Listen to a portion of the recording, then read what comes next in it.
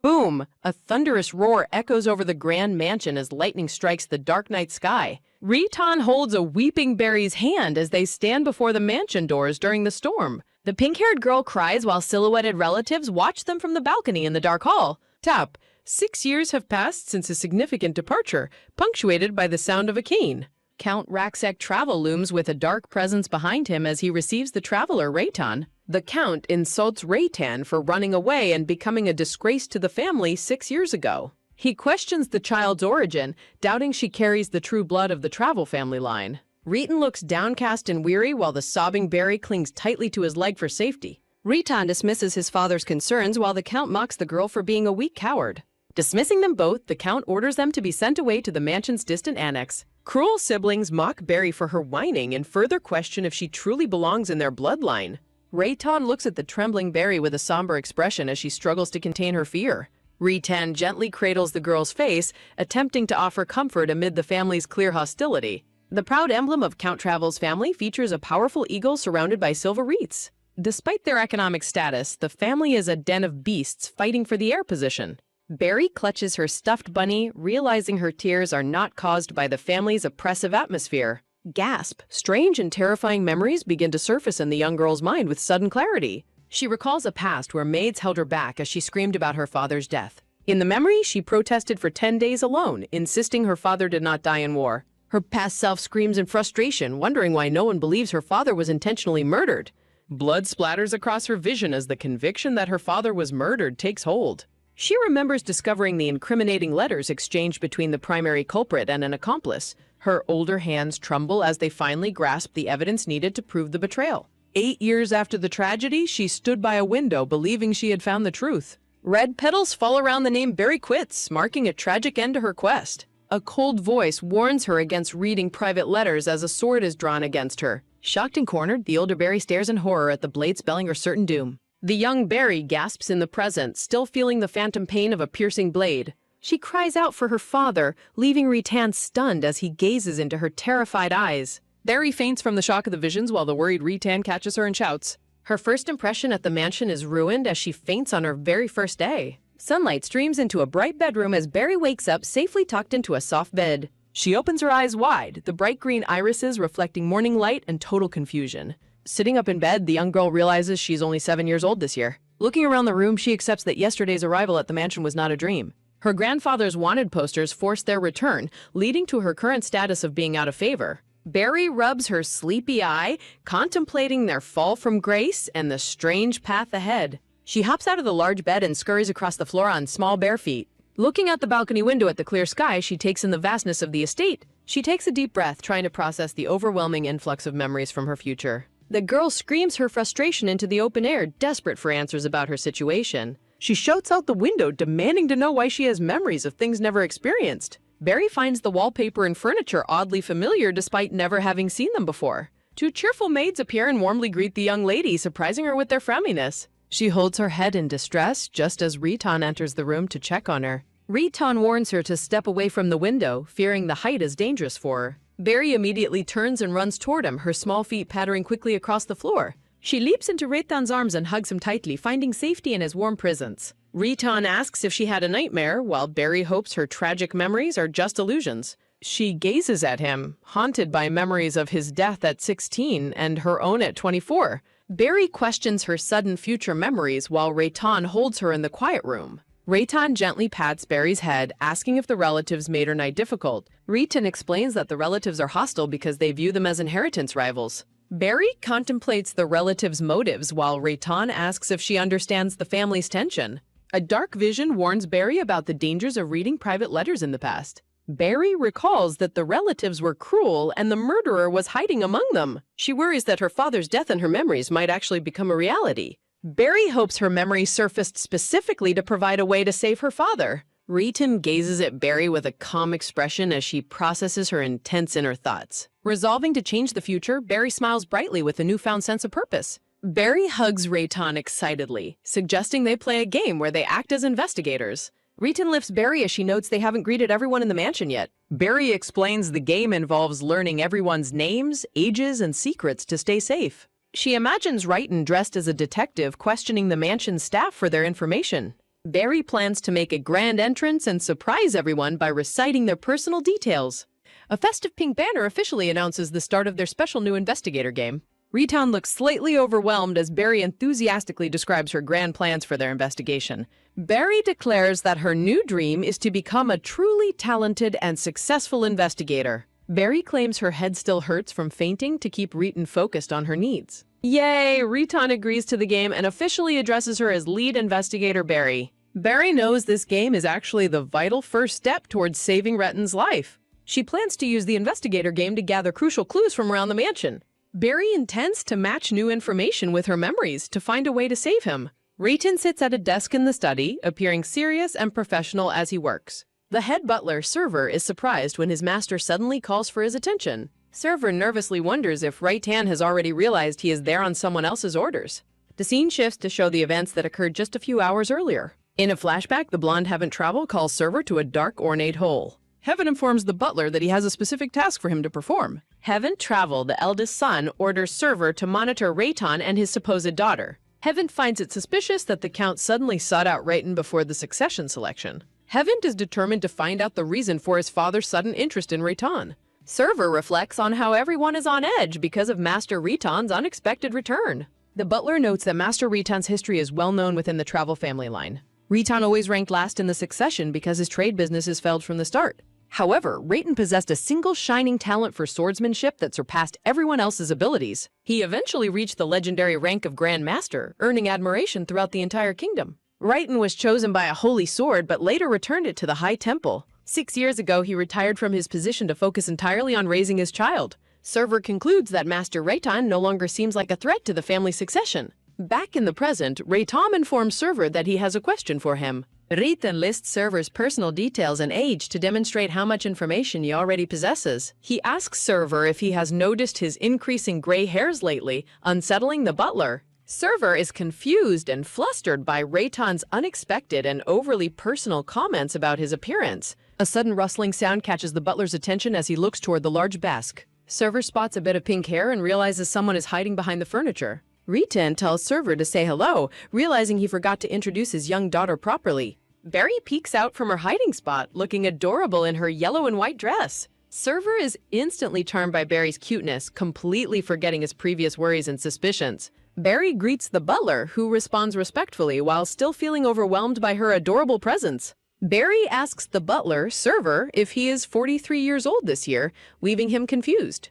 Riton tells the butler to just play along because lead investigator Barry already knows everything. Server assesses the situation, suspecting the girl is merely repeating details she overheard from earlier. Server laughs and says playing along with the children's whims is no difficult task at all. He praises the young investigator for her keen insight and playfully asks if she can guess how many children he has. An exuberant aha sounds as Barry correctly identifies that the butler has exactly one son. The butler claps his hands in genuine amazement, exclaiming that she really does know everything. The butler thinks to himself that he has done this many times while working for the Probles. Barry asks if he recently bought stock in an ink company that is about to go bust. The butler is visibly shaken, remembering that Baronmont promised him the investment would never fail. Shocked, the butler asks how she knew about the stock, but Riton claims she heard it somewhere. Riton tells Server that is enough and orders the butler to leave the room.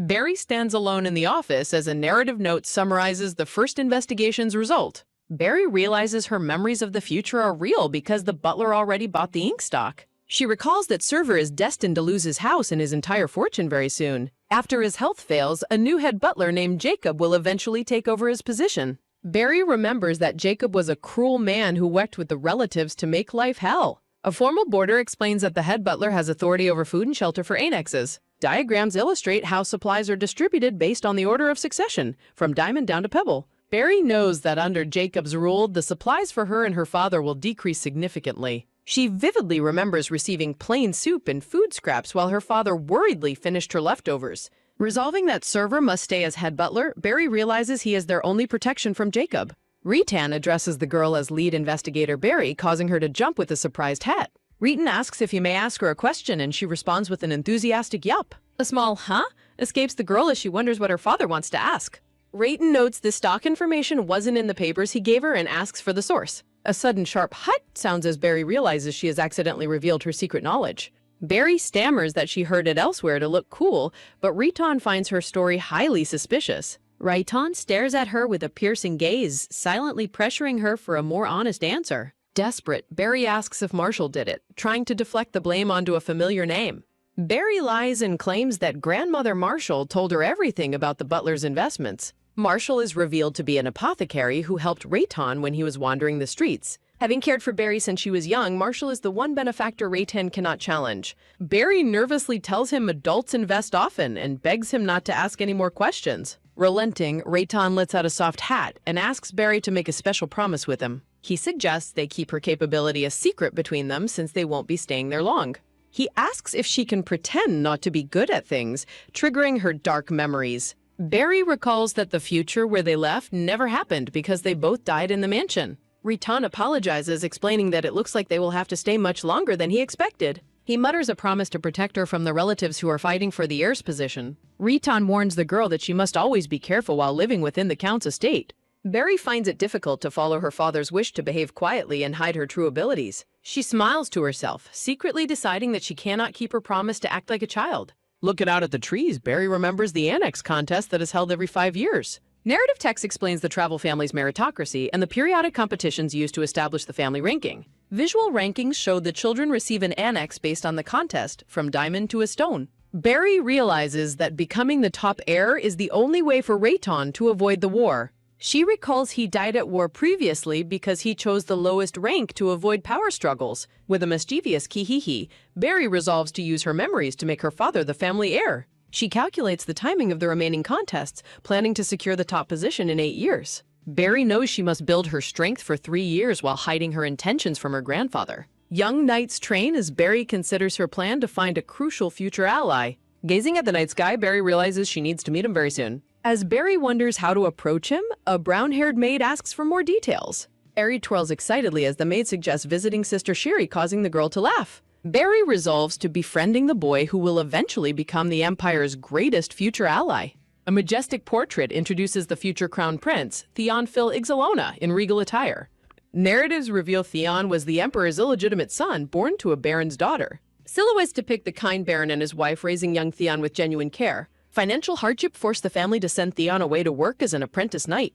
Despite being shunned by others, young Theon was taught swordsmanship by Riton without discrimination. Once Theon's royal status was revealed, the Knight Order desperately tried to curry his favor. Embittered by their past cruelty, Theon refused any further interaction with the travel family. Dark silhouettes show a somber visit to a cemetery, marking a rare moment of return. In the future, adult Barry questions Theon about his past expulsion from the Knight Order. Barry expresses deep regret for not being closer to him during their shared childhood.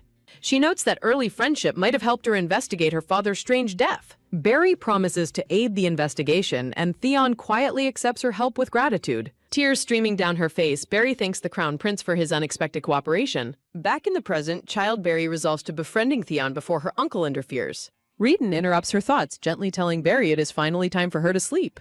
Barry hops toward her bed, silently telling the future Crown Prince to wait for her. Peaceful silence fills the room as the young girl falls into a deep, restful sleep. Riton keeps watch over her until a red-haired man enters the room to interrupt. Riton demands quiet to ensure Barry remains asleep while the man delivers an urgent message. The man informs him that the Count is currently demanding his presence for a meeting. Riton looks conflicted, his eyes glowing with the sharp, calculating blue light in the shadows. With a heavy sigh, he agrees to go and meet with his estranged father. Riton enters the grand study, announcing his arrival to the seated Count and his aide. The old Count greets his son with a harsh insult, immediately setting a tense tone. The Count mocks Riton for prioritizing the raising of a child over his previous status. He ridicules Riton's life choices while Riton fires back about the Count's own failing state. Riton questions why a bounty was even posted, mocking the old man's supposedly failing memory. The Count scolds his son's disrespect, claiming his dead mother would weep at his behavior. Riton scathingly retorts that she wept enough being ignored by the Count during her lifetime. The red-haired man observes the bitter exchange, reflecting on the return of the prodigal son. History recalls Riton as the Death Reaper, a legendary Grand Master chosen by a holy sword. The aide notes that the once blunt warrior has surprisingly transformed into a doting father. Frustrated by his son's defiance, the Count rubs his forehead in a gesture of annoyance. The Count produces a decorative blue envelope, holding it up for Riton to see. He demands Riton explain the situation if he has any idea what is currently happening. Handing over the letter, the Count mentions an uproar within the powerful religious order. A stylized icon represents the holy sword that remains without an owner since Ritan's departure. Credit text officially confirms the title and the creative team behind the current production. Ritan studies the letter while reflecting on how his father hasn't changed in 6 years. He recalls that the Count only values things with monetary profit, fueling his deep disrespect. A sudden thwack sounds as a flashback begins, showing a violent confrontation from years ago. A younger Ritan desperately pleads with his father, only to be met with a shout. The Count bellows at him for wasting time on matters that do not provide profit. Looking down at his son, the Count coldly declares that Ritan is completely useless. Ritan remembers how his father discarded his own children once they were no longer profitable. Gold coins fall as narrative text describes the prosperity of the family and the succession. Dark text emphasizes that the seeker of wealth and the man before him are identical. A grinding crunch sounds as Ritan reflects on how his father hasn't changed in years. Ritan asks if he is expected to secure a high priest's blessing for the family. The white-haired Count mockingly agrees, insulting Ritan's inability to calculate his own worth. Ritan coldly states that once this task is finished, he and Barry are leaving forever. The Count stares back, suggesting the departure only happens if his son doesn't cause trouble. Ritan turns to leave the study with a firm step while his father remains seated. Stopping at the door, Ritan listens as the Count brings up the subject of Barry. The Count asks about the girl's health with a calculating and suspicious gaze. Tense silence fills the room as Ritan processes his father's sudden interest in his daughter. Ritan turns back sharply, demanding to know the true meaning behind the Count's question. The Count dismisses his suspicion while a vision of a blonde woman appears in memory. He notes that Barry has the same eyes as Ritan's late mother, inciting deep worry. A flashback to weeks ago shows Ritan kneeling beside the bed of his sick daughter. Barry groans in pain, weakly calling for her father while a high fever plagues her. Marshall, the apothecary, enters the room and remarks on how quickly the little girl matured. She notes that Barry suppresses her tears only because she refuses to worry her father. Ritan asks Marshall why the fever has persisted for an entire month without any improvement. A sudden thud sounds as Marshall sets her supply-filled bag onto the wooden table. A quick clack echoes as the pharmacist begins grinding medicinal berries with a stone pestle. Marshall admits that in all her years of practice, she has never seen this illness. She questions if the holy sword Ritan left at the temple somehow placed a curse. Marshall prepares a bowl of medicine while Ritan remains hunched over the bedside in distress. A soft pop sounds as she uncorks a vial to consider the power of wind. She suggests that a masterless holy sword might go berserk, hoping he won't blame himself. Marshall gently administers the medicine while asking if Ritan can really handle the coming storm. Ritan realizes his daughter's health must be prioritized above his desire to remain in hiding. Marshall reveals that the Count put a massive bounty on Ritan to force his return. She warns that they will both be hunted relentlessly until the bounty is finally dropped. Marshall tells him to end their vagabond life if he truly cares about Barry's safety. In the present, Barry sleeps soundly while the cool moonlight illuminates her peaceful face. A gentle rustle sounds as Ritan strokes her hair, whispering her name in the quiet. His blue eyes burn with determination as he promises to protect her from any harm. Barry mumbles a soft sound as she shifts under the warmth of her father's hand. A faint smile touches Ritan's lips while he gazes at his daughter with pure affection. Morning light fills Barry's room as she dreams of a peaceful field of blooming flowers. A quick blink sounds as Barry's eyes snap open, signaling the start of a new day. She sits up with a sudden gasp, remembering her urgent mission to find the prince. Ritan stands near a tall mirror while a maid helps him into his formal coat. He tells Barry she must eat a healthy breakfast to grow big and strong soon. Stunned by his regal appearance, a silent wow escapes Barry as she admires her father. Barry hops onto the floor, her nightgown billowing as she prepares to start her day. Ritan explains he is heading to the village while Sherry handles errands at the estate. Barry's eyes sparkle with excitement as she plans her visit to the knight's training grounds. She beams with joy, anticipating the chance to meet her future ally at the travel estate. Barry watches her father and the maid depart, intending to execute her secret frontal assault. Ritan looks back one last time, his expression filled with a quiet and protective warmth. Barry plays the role of a lonely child, wondering who will keep her company today. Humming softly, she continues her clever act as the maid leaves to attend to duties. Narrations identify Anne as a maid planted by Barry's aunt to gather information on her. Barry hugs Anne while reflecting on her failed attempt to spy on her own father. Anne happily agrees to play while Barry notes the maid's persistent attempts to gather intel. Barry grins mischievously, confident that she has discovered a significant weakness to exploit against Anne. With a determined look, Barry vows to make the maid adore her within a single month. Banners of the Red Eagle Knights fly high as they guard the vast travel estate grounds. A drill instructor bellows commands to focus while a squad of knights trains in the courtyard. The instructor warns that any knight caught slacking off will be subjected to intense special training. An inspirational message reminds the knights of the heavy responsibility they carry as family defenders. Vice Commander Rex Richard is introduced as Barry considers the training grounds a perfect scouting location. Rex Richard looms over his men, threatening harsh training while Barry plots her next move. A sweating knight struggles to maintain his focus under the watchful eye of the intense commander. A pink pigtail suddenly pops up over the stone wall with a playful hop sound. Barry ducks back down behind the wall, carefully hiding her presence from the busy training knights. A sudden boing sounds as Barry peeks out, spotting something very interesting on the training grounds. In a flashback, Barry begs Anne to visit the rabbits near the distant West Gate grounds. Anne laughs off the request, pointing out that they are already far from the main house. Barry pouts on the grass, using the rabbits as an excuse to move toward the knights. Barry plots her excuse while a map highlights the path leading toward the busy training grounds. Searching for a way to ditch Anne, Barry realizes she has only one viable option left. Anne looks concerned as Barry asks what will happen if they cannot find any rabbits today. Barry assumes a dazzling, innocent expression to manipulate the maid into following her lead. Barry suggests a game of hide-and-seek while Anne looks on with a bewildered and teary expression. Anne agrees to the game while Barry celebrates her successful plan to escape the maid's supervision. Anne makes Barry promise not to wander too far as they prepare to begin their game. Beaming with joy, Barry declares that Anne is the seeker while she prepares to hide away. Back in the present, Barry searches the training grounds, frustrated that she cannot find her target. Barry spots him tucked away in the corner and realizes her search is finally over. Hiding behind a pillar, Barry resolves to approach him secretly while he is still standing alone. As Barry plans her approach, a man warns her about entering such a dangerous training area. Rex Richard looms over Barry, who realizes her stealthy approach was not as effective as intended. Rex Richard stares down sternly while Barry frantically considers how to escape his immediate custody. Barry worries that being caught will ruin her grand plan to introduce herself to young Theon. Rex Richard carries the little girl away as the knights stop their training to watch them. A loud "gah" sounds as Rex Richard shouts at the knights for being easily distracted. Rex Richard warns the little girl that the training grounds are not a place for running around. A nearby knight recognizes the child and asks if she is the daughter of Lord Raytan. Rex Richard reacts with shock as Barry looks up at him with a sparkling, curious expression. Barry proudly confirms that Rayton is her father, while Rex Richard remains stunned by the revelation. A quick step sounds as Rex Richard kneels down while the other knights whisper in surprise. The knights gather around, marveling at how cute Barry is compared to her fierce, legendary father. One knight notes she didn't inherit her father's intense expression, understanding his retirement for her care. Barry notices the relaxed atmosphere and hopes she will not be sent back home immediately. She decides to continue her search for the young boy, Theon Phil Boltman, while she can. Narrations explain that Theon is the Emperor's illegitimate son, born while the monarch traveled in disguise. Barry spots Theon and identifies him as her future ally who can help save her father. Rex Richard mistakenly assumes Barry is looking for her father, noting Rayton hasn't visited the grounds today. He suggests that Barry wait in the commander's office while they find an escort for her. Barry sees a perfect opportunity to be alone with Theon and happily accepts the commander's offer.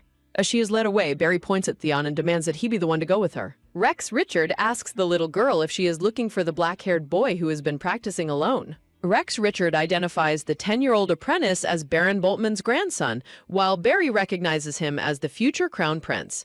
Rex Richard stares intently at Barry as she notes the heavy atmosphere following their brief introduction. Rex Richard bellows at the slacking knights to return to training while Barry finds the commander's intensity quite scary. Rex Richard reflects on the boy's hard work away from home while Barry struggles to follow the commander's orders. Rex Richard offers to call Theon over for Lady Barry, who enthusiastically accepts the offer with a smile. Rex Richard shouts for Theon to approach while the black-haired boy looks back with a surprised and curious expression. Theon approaches the group as Rex Richard instructs him to greet Lady Barry. Beaming with joy, Barry waves her hand and gives a bright and friendly shout to greet the young boy. Theon shyly returns the greeting while privately thinking that Barry looks as cute as a little chick or puppy. Rex Richard asks if Theon knows Lord Rayton, while the boy confirms his knowledge of the legendary Grandmaster. Rex Richard notes that the Holy Sword Windus remains without a master while Rayton is on childcare leave. Theon's face brightens with hope as he asks if the Grand Master is planning to return to duty soon. Rex Richard expects her return to duty while Barry notes how happy Theon seems to hear about her father. Rex Richard introduces Barry as Rayton's daughter while she grins, thinking this connection will make her mission easier. Rex Richard orders Theon to escort Barry to the commander's office, expressing total trust in his focus. Theon looks down at the pink-haired girl, still processing the revelation that she is the daughter of Lord Retin. Barry proudly introduces herself with her full name and tells Theon that it is very nice to meet him. Theon quietly acknowledges the introduction as a shimmering starburst fills the air during their first formal meeting. Theon stares at Barry with a gentle and mesmerized gaze, seemingly affected by her bright and cheerful presence. Reaching out his hand, Theon politely states that it is also a pleasure to meet the young lady. A sudden blush warms Barry's cheeks as she looks up at Theon with sparkling and surprised green eyes. Barry enthusiastically grabs Theon's hand and suggests they head toward the office together with a bright shout. Outside the White Estate, a heavy kung sounds as voices urgently call out for the return of Lord Rayton. Priests warn Reeton of the Holy Sword's impending rampage in 10 days while he stoically accepts the information. A priestess explains their struggle to suppress the sword's divine power while Windus waits anxiously for its master. A sudden heek sounds as Rayton stops mid-step, causing the priests following him to react with surprise. Turning back with a cold and piercing blue-eyed gaze, Reeton firmly repeats that he has already understood them. A quick talk sounds as the carriage door shuts while the priests wish Rayton good health and safe travels. Inside the carriage, Rayton finds the silence peaceful and thinks about the maid Barry wanted to keep close. Narrations identify the maid as a spy for Marion who took the job to support her own younger brother. Rayton acknowledges Barry's cleverness but worries that she remains unaware of the maid's true role as a spy. He gazes out with concern, anticipating the deep hurt Barry will feel when she eventually discovers the betrayal. In a flashback, the Count mockingly predicts that Barry won't live long, comparing her to Rayton's late mother. The Count cruelly asks Rayton how many more years he expects his daughter to survive by his side. Back in the present, Rayton remains somber and lost in thought while traveling alone inside the quiet carriage. He stares out at the forest scenery, resolved to address the many dangerous problems surrounding his young daughter. Near the training wall, Anne panics after realizing that Barry has vanished during their game of hide-and-seek. Theon looks at Barry with a polite and gentle smile, reiterating that it is a pleasure to meet her. Barry takes his hand with a bright and happy expression, leading the way as they start walking together. Barry's smile fades slightly as she realizes that their journey through the building is not going as planned. A soft hing sounds as Barry makes a grumpy face, frustrated by the uncomfortable silence between them. Following Theron, Barry worries that their lack of conversation will make it difficult to build a strong friendship.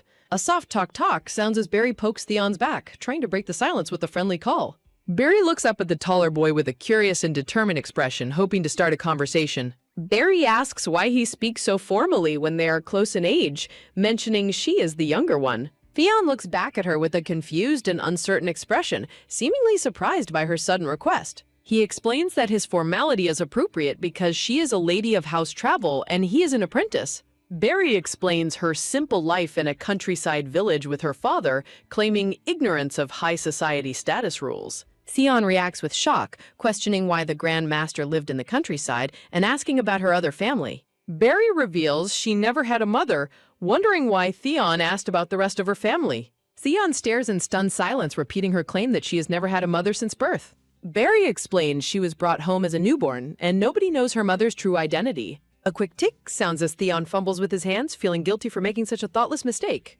Theon realizes Barry was raised in a difficult environment similar to his own, despite being a noble. Barry notices Theon's uncomfortable expression and wonders if her story made him feel worse instead of better. Sitting together on the stairs, Barry worries the tension between them isn't improving despite her efforts. Barry looks up at him, concerned that their meeting will end on an incredibly awkward and silent note. Theon hesitates before addressing the young girl with a quiet, uncertain call as he stares down at her. A soft worry sounds as Theon apologizes for asking such a thoughtless and insensitive question. He admits he assumed she was like other noble ladies, unaware of her specific and complicated family situation. A soft squeeze sounds as Barry happily assures Theon that she is perfectly fine, despite his worries. Barry explains that her childhood with her father was happy and she has no memories of her mother. Theon asks for confirmation while Barry realizes he was truly worried about her being hurt by his questions. Narrations explain that Theon is unaware of his true parentage and his mother's loss adds to his burden. He felt a deep connection to her because she seemed to carry a similar emotional wound to his. In a flashback, Marion cruelly reminds Barry that she is a nameless bloodline the family was generous to keep. Barry recalls the cold warning to earn her keep before brightly suggesting that she and Theon become friends. Barry points out they've shared something personal and invites Theon to share a secret of his own too. Leaning forward with a wink, Barry asks the young boy what he thinks about her sudden friendship offer. Theon considers her proposal while Barry waits expectantly for his answer to her request for a new bond. A loud wah sounds as Barry celebrates her success in making friends and sharing secrets with the future prince. Enthusiastically grabbing his arm, Barry offers to share one more secret to celebrate their newly formed friendship today. A soft whisper sounds as Barry tells Theon about a jar of amazing candy hidden in the commander's office. A heavy boom sounds as Barry points out the jar sitting high up on a shelf in the office. A quick talk sounds as Barry decides they should have a treat together to celebrate their new friendship. A soft whoosh sounds as Theon asks if it's okay while Barry insists that it is perfectly fine. Barry confidently tells him to trust her, recalling a memory where her father took the candy out himself. A sudden grab sounds as Theon stops her, worried that touching things without permission will lead to trouble. Barry notes Theon's fear of scolding, but promises that the candy is so good he won't regret it. Barry giggles at the adorable realization that Theon was actually excited despite pretending not to care at all. A quick nod sounds as Barry hushes him, leading the way toward the door where the candy is hidden.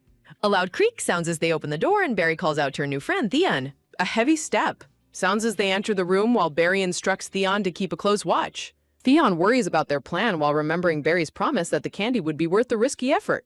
A bright sparkle sounds as Barry spots the jar and excitedly announces that she has finally found it. A quick swipe sounds as Barry reaches up, telling Theon that she will grab the jar for them quickly. Barry pauses with a confused expression as she realizes the jar is much higher than she originally anticipated. A soft tremble sounds as Barry struggles to reach the candy, desperately trying to pull it off the shelf. A sudden sparkle sounds as Barry realizes she miscalculated the height based on her previous adult-sized perspective. A soft tremble sounds as Barry grunts in frustration, realizing the shelf is far too high for her now. A sudden step sounds as Theon hears footsteps approaching while Barry continues her attempts to reach the jar.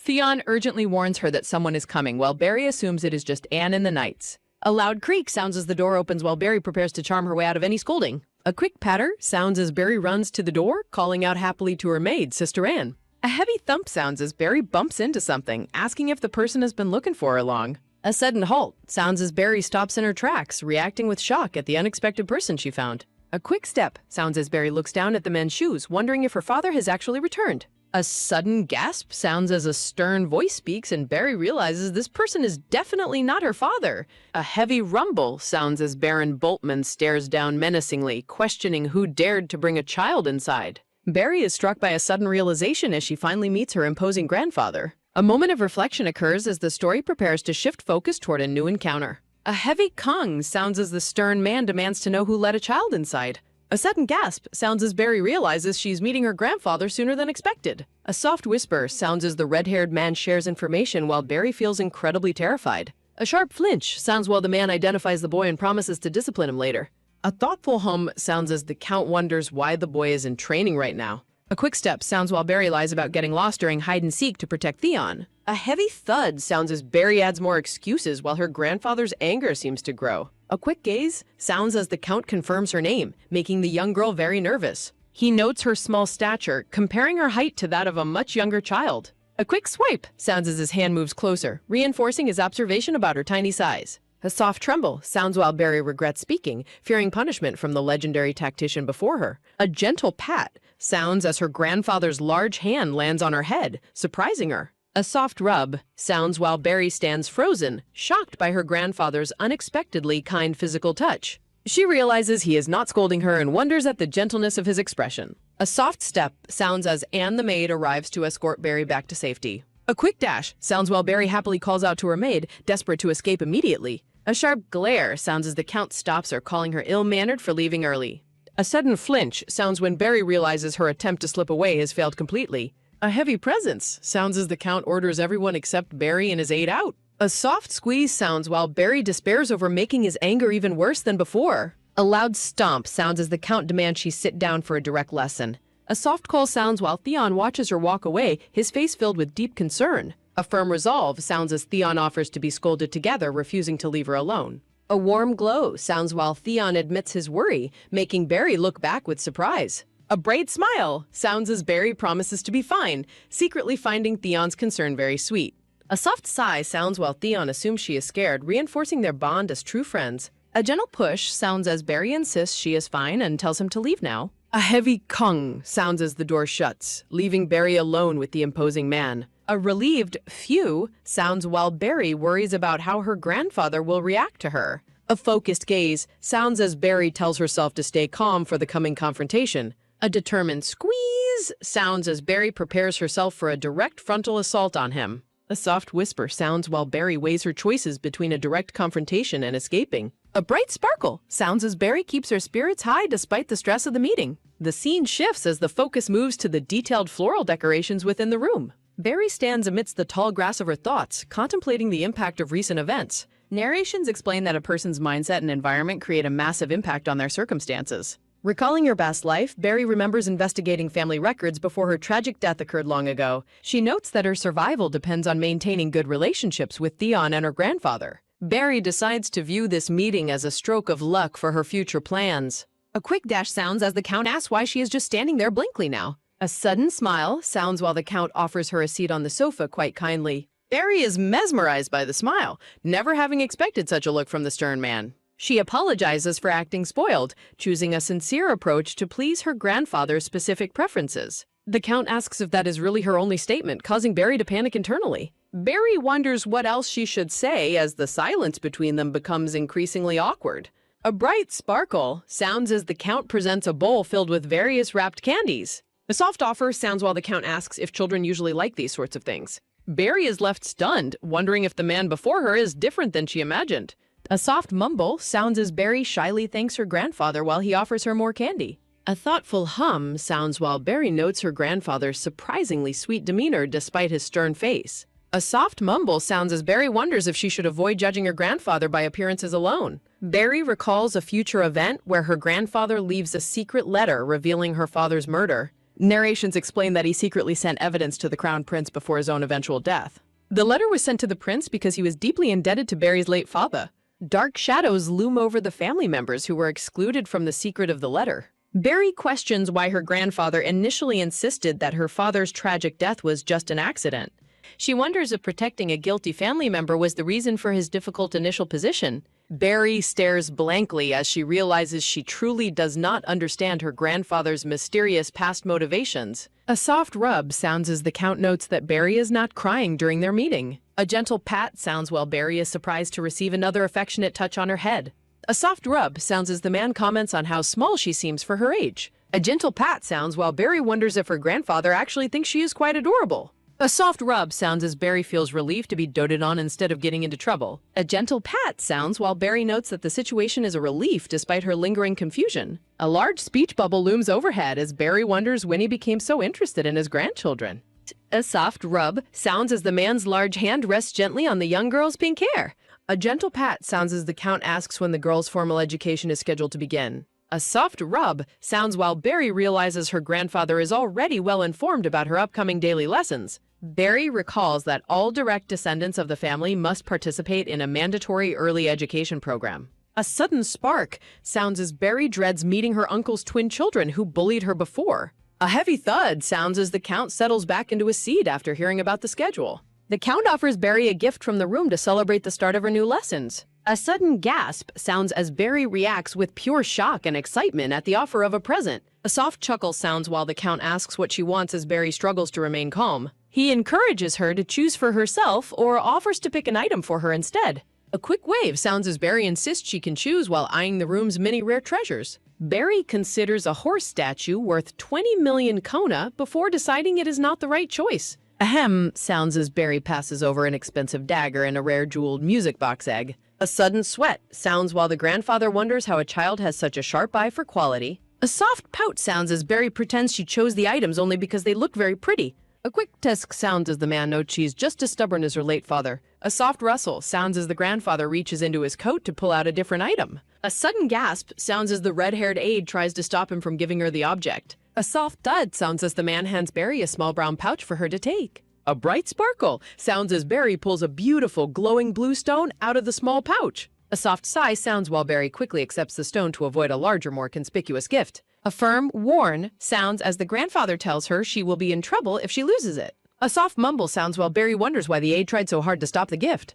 A loud shout sounds as the Count exits, ordering everyone to leave Barry alone to reflect. A heavy boom sounds as the door slams shut, leaving Barry stunned by the man's sudden shouting. A soft squeeze sounds as Barry realizes her grandfather staged the shouting to cover for their meeting. A warm glow sounds as the scene transitions to a lit lamp during the quiet evening hours. A soft clink sounds while the focus shifts to a meal served on the wooden dining table. A soft clink sounds as Barry's father calls out her name while they eat dinner together. A soft clatter sounds as Barry nervously picks at her food, unsure how to explain the meeting. She reflects on the long history of enmity between her father and her stern, cold-blooded grandfather. Barry recalls the letter hidden in the safe, knowing her grandfather eventually reveals the truth to Theon. A soft clink sounds as Barry realizes even a simple story about candy would sound very suspicious. Barry struggles to organize her thoughts while having dinner with her blonde-haired father. A sudden perk sounds while the father calls out to get the young girl's attention.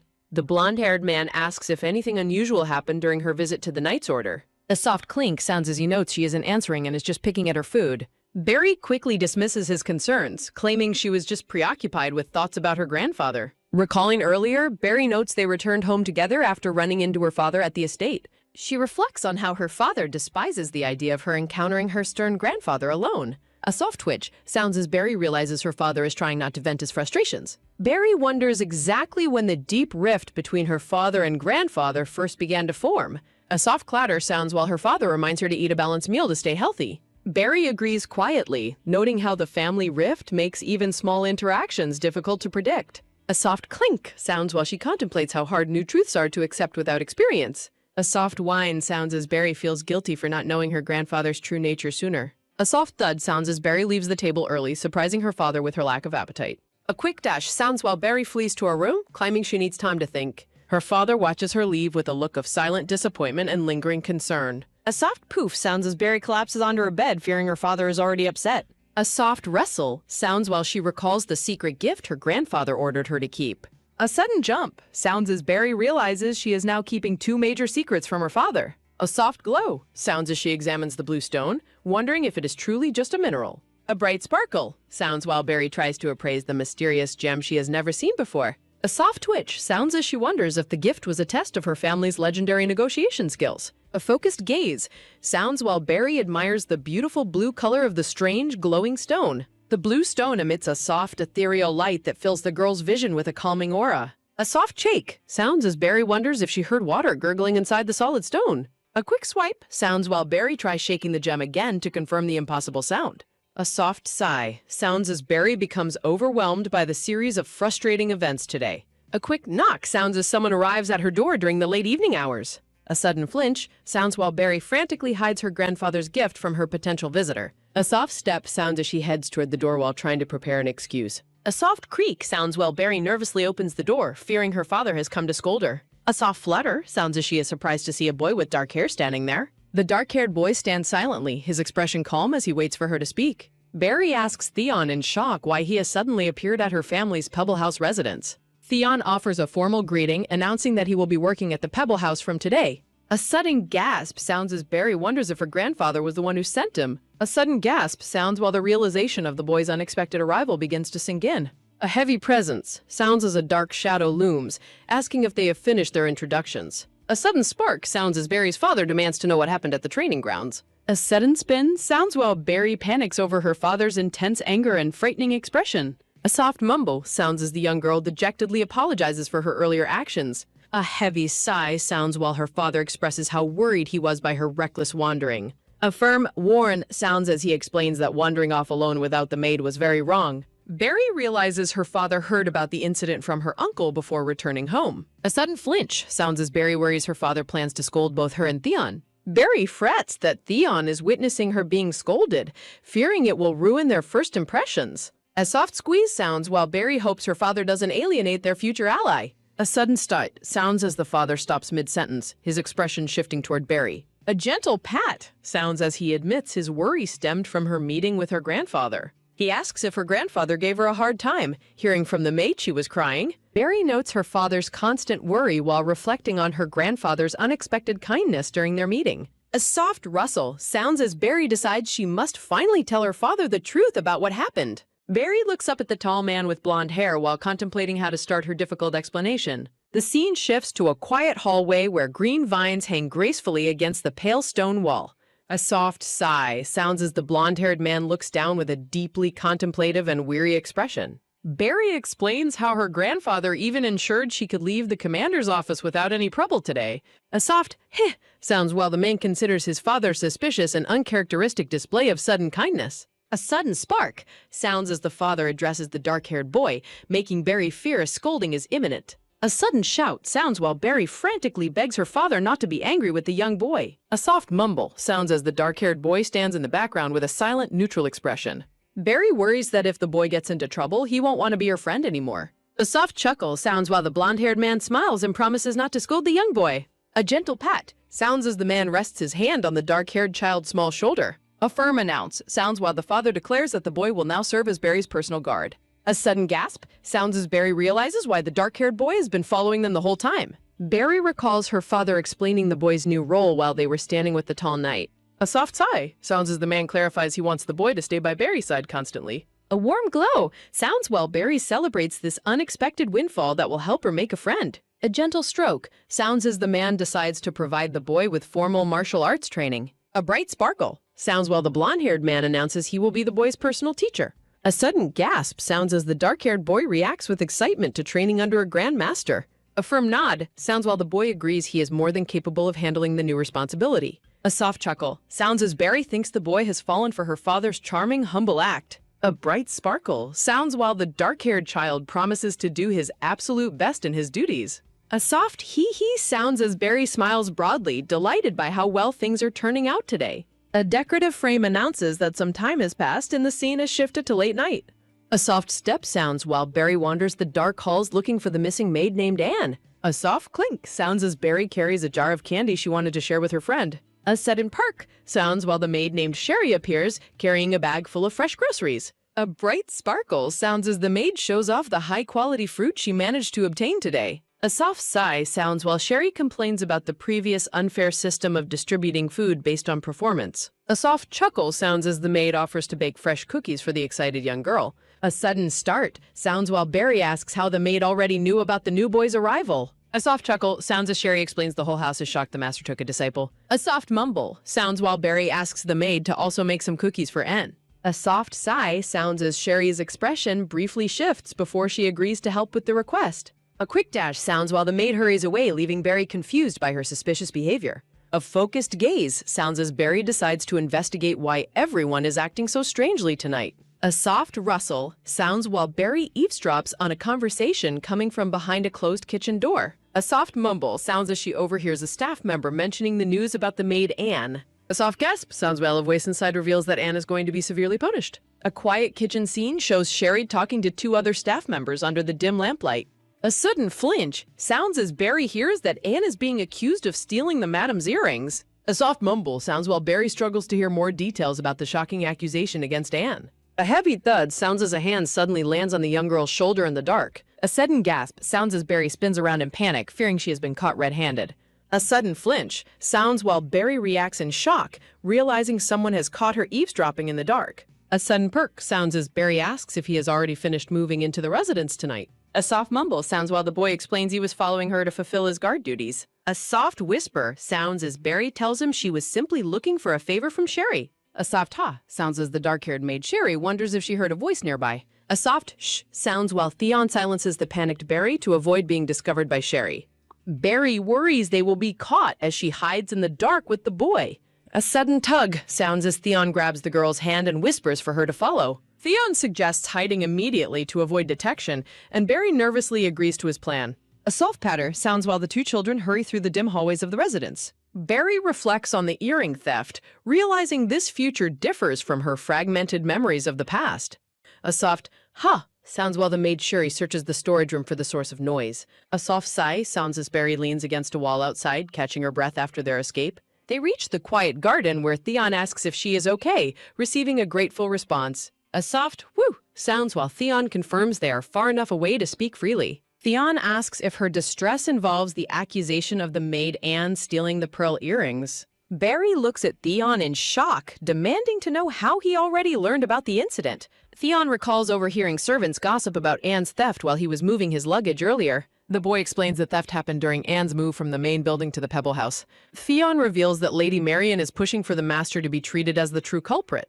Barry reacts with visible shock at the mention of her father facing joint responsibility for the theft. Barry angrily declares it is ridiculous to hold her father responsible for an act Anne allegedly committed. A chibi-style map illustrates the timeline of Anne's arrival at the Pebble house after the theft. In chibi form, Barry questions why her father is blamed when the timing makes no sense. Barry considers Aunt Marian's high family rank and the very real danger of her malicious demands. Barry remembers the real culprit from her past life was different, confirming her father is being targeted. A soft sounds while Barry ponders why her aunt would target someone so low in hierarchy. Theon warns her not to act rashly, but Barry insists she'll proceed with caution. A soft sounds as Barry decides to organize her memories to fight this unfair situation. A soft shh sounds while Barry tells Theon that their involvement must remain a total secret. Theon hesitates, reminding Barry that his primary duty is to monitor and protect her at all times. A soft shh sounds as Barry insists they must be the ones to protect her father. A quick dash sounds while Barry tells Theon not to follow her as she heads to bed. A sudden thud sounds as Barry enters her room, determined to act before time runs out. The scene shifts to a grand, ornate fireplace standing silently in a brightly lit room. Barry stands with her back to the viewer, gazing thoughtfully at the large, decorative jar. A soft scuff sounds as Barry reaches up, thinking her room is too risky for hiding secrets. A soft rumble sounds while Barry pushes a hidden panel to hide her mysterious glowing item. Barry looks forward with a determined smile, satisfied with her choice of a secret hiding spot. A sudden clack sounds as Joseph Travel bursts through the door to greet his sister, Marian. A decorative frame introduces Joseph Travel, the third son of the Travel family, smiling confidently. Joseph defines his flamboyant clothing as the height of modern fashion to his unimpressed sister. Joseph boastfully claims his boutique success will allow him to take Marian's villa in 4 years. A soft sounds as Marian sits silently, looking at her brother with a cold, piercing gaze. Marian mockingly tells him to keep dreaming about earning her villa by selling simple scraps of fabric. Joseph reflects on Marian's legendary greed and the danger of provoking her infamous sharp temper. A soft ha sounds as Joseph retorts that his progress is faster than an illegitimate son's.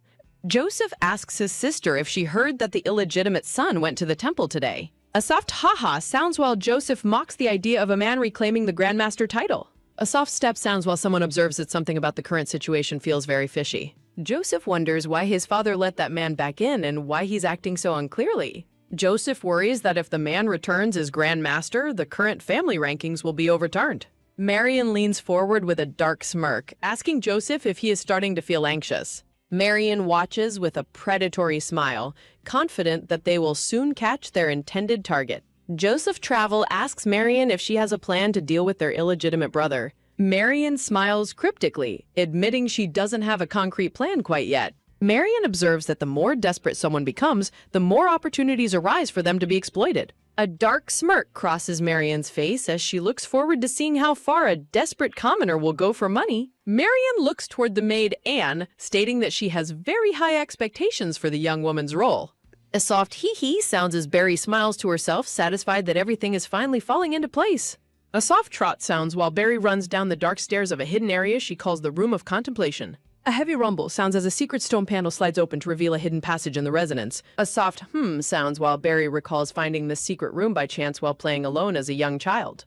A soft creak sounds as Barry opens the large wooden door, noting it's the perfect place to hide her secrets. Barry explores the hidden room, reflecting on how her past self used it to gather evidence about her father's death. A soft swish sounds while Barry prepares to write down her memories to compare them with her current timeline. A soft scribble sounds as Barry records that her aunt was once praised for recovering stolen jewelry from an auction house. A sudden snap sounds while the scene focuses on a closed folding fan, symbolizing a shift in the investigation. A decorative frame introduces Marian Corbellian Travel, Barry's aunt and the second in command of the powerful family. A bright sparkle sounds as Barry recalls her aunt's high status and her residence in the Grand Sapphire Mansion. Barry questions why someone as powerful as her aunt would feel the need to keep her father in check. Barry realizes that while Marian is safe, her uncle Joseph is the one most threatened by her father's return. Barry reflects on how Joseph and Marian, though rivals, always collaborated whenever it came to tormenting her father. A family tree illustrates the complicated history of the Travel family and her father's status as the concubine's son. A sudden flash sounds as Barry recalls a flashback of Joseph and Marian bullying her father during their childhood. A sudden gasp sounds while Barry realizes she was so focused on Anne that she completely overlooked her Uncle Joseph. A soft scribble sounds as Barry notes that Joseph's lower family rank makes him a much more likely conspirator. A soft sounds while Barry wonders why the two would cooperate if there was no clear benefit for Marion. Barry considers the possibility that Marion is demanding a high price from Joseph for her help in framing Anne. A soft sigh sounds as Barry gets frustrated with her past self's fragmented memories of her childhood at 7. A soft thud sounds while Barry struggles to understand why they would frame the very spy they plotted. Barry decides her first priority is to investigate Uncle Joseph's recent movements to uncover his hidden agenda. Barry outlines her next steps, finding proof of a meeting between Marion and Joseph and solving Anne's framing. A firm thud sounds as Barry slams her journal shut, officially declaring herself Investigator Barry for the night. A sudden start sounds while Barry prepares to leave the secret room, motivated to begin her investigation immediately. A sudden gasp sounds as Barry notices the large black soot stains covering her white nightgown. A sudden flinch sounds while Barry realizes she must have gotten ash on herself while crawling through the fireplace. A soft clatter sounds as the empty fireplace stands silently in the dark room where Barry just emerged. A soft scuff sounds while Barry finishes crawling out of the hidden tunnel and stands up in her bedroom. A soft step sounds as Barry looks down at her ruined dress with a tired and dejected expression. A soft rustle sounds while Barry tosses her dirty clothes into a laundry basket and prepares to wash up. A sudden perk sounds as Barry hears a strange noise echoing through the quiet of her dark room. A sudden gasp sounds while Barry looks around in panic, wondering where the mysterious sound is coming from. A sudden flinch sounds as Barry calls out into the darkness, terrified that someone might be hiding in her room. A soft whimper sounds while Barry trembles, asking once more if anyone is there as the noise continues. A loud bang sounds as a sudden noise causes Barry to jump in shock, her eyes wide with fear. A sudden eek sounds while Barry ducks under her covers, hiding her feet in a state of pure terror. A soft whimper sounds as Barry covers her ears and repeats to herself that she hears absolutely nothing. A strange quit sounds while the mysterious noise continues to vibrate through the air of the dark rope. A sudden ack sounds as Barry reacts to the persistent noise, her panic reaching its peak under the blankets. A soft whimper sounds while Barry cries out in confusion, realizing she accidentally walked closer to the sound source. A soft hum sounds as Barry realizes with dread that the noise is coming from directly under her pillow. Barry recalls that the only thing hidden under her pillow is the mysterious pebble her grandfather gave her. A sudden gasp sounds while Barry reaches for her pillow, worried that something has gone wrong with her grandfather's gift. A tiny glowing blue hand reaches out from under the pillow and touches Barry's finger. Barry pulls her hand back in terror, declaring that she just touched something incredibly strange. A small translucent blue creature begins to wiggle its way out from beneath the soft pillow. The creature fully reveals itself as a round blue lizard with enormous sparkling blue eyes. Barry screams in shock, demanding to know why a lizard is suddenly jumping out of her bed. The lizard grumbles about her not answering him, while Barry realizes he actually knows her name. Barry observes the lizard's unique patterns, noting they look identical to the pebble her grandfather gave her. Barry remembers her grandfather's warning and worries she will be in trouble now that the pebble changed. The blue creature feels hurt and demands to know why Barry is pretending not to know him. Barry expresses total bewilderment, insisting she has never seen the creature before and asking for his identity. The small blue lizard stands proudly, radiating a gentle glow as he looks up at her expectantly. The creature insists they are friends, leaving Barry stunned as she tries to process his enthusiastic claim. Trusting her grandfather's judgment, Barry decides the creature is likely safe and prepares to touch him again. Barry pokes the docile creature and finds him surprisingly cute, while he reacts with a happy giggle. The lizard asks why Barry became so small, remembering her as being much larger and very wrinkled. Barry is startled when the creature refers to her as Julia Quince, confirming her grandmother's identity. Barry looks on in quiet realization, explaining that the woman the creature remembers was actually her grandmother. A wave of shock washes over the little creature as he realizes this girl is not Julia. The lizard stares intently at Barry's clear, intelligent emerald eyes, searching for a sign of his friend. The creature notes that Barry's eyes and her warm, soft touch are identical to those of Julia. Barry gazes back at the creature with a calm, curious expression as the truth begins to settle. The lizard is baffled by the revelation, while Barry reminds him she tried to explain the truth. The lizard explains he assumed she was Julia because she shares the same energy and can hear him. Barry introduces herself as Barry Courts Travel, wondering if her grandmother's blood allows her to see him. The creature looks up with hope, asking Barry where Julia is and how he can find her. Barry hesitates, feeling the weight of the situation and wondering if she should tell him the painful truth. Barry softly reveals that Julia passed away, causing the creature to freeze in a state of total disbelief. The creature looks devastated, remembering a golden-haired woman standing in a field as he learns her fate. A memory of a kind, smiling Julia fills the scene, her eyes sparkling with warmth and gentle love. Julia holds the small blue creature in her hand, smiling down at him during a peaceful past moment. The lizard affectionately hugs Julia's hand, cherishing the deep bond they shared many years ago. Julia and the creature share a quiet moment together, illustrating the story of how they first met. Barry offers a sincere apology, recognizing how deeply shocking this news must be for her grandmother's friend.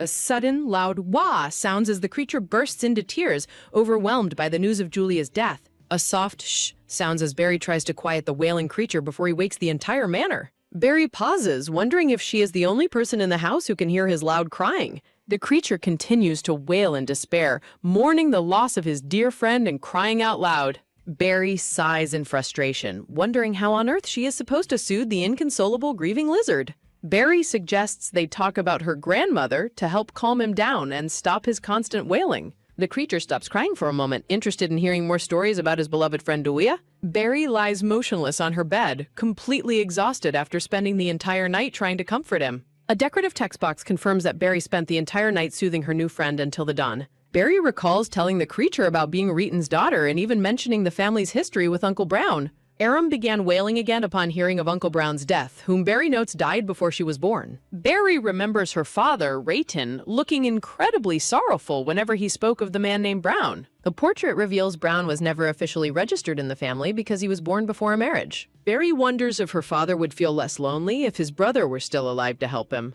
A sudden perk sounds as Barry looks toward her pillow and realizes the small creature has disappeared. Barry panics, searching through her bedding and wondering if he crawled back into a pocket or ran away. Barry is determined to find him, acknowledging that the little fellow is a precious gift from her grandfather. A soft sigh sounds as the pink-haired Barry crosses her arms, looking completely drained and frustrated. A sudden shiver sounds as Barry realizes her grandfather will be furious if he hears she lost the pebble. A soft thud sounds as Barry leans against the window, lamenting her new task of finding a lizard. A sudden dun sounds while a man with gray hair and glasses looks over an official document. The gray-haired man removes his glasses, asking if anyone truly finds the recent situation to be logical. A soft tisk sounds as the man questions holding Rattan responsible for an earring stolen by a maid. A soft click sounds as Raksak rests his glasses on the desk while agreeing with the Lord. A soft tsk sounds while the man rubs his head, finding the absurdity of the situation laughable. He realizes that Priscilla and Marian are conspiring to use a transparent fabrication to keep Raitan in check. The man asks if even a child would find such sophistry embarrassing, while Raksak agrees with him.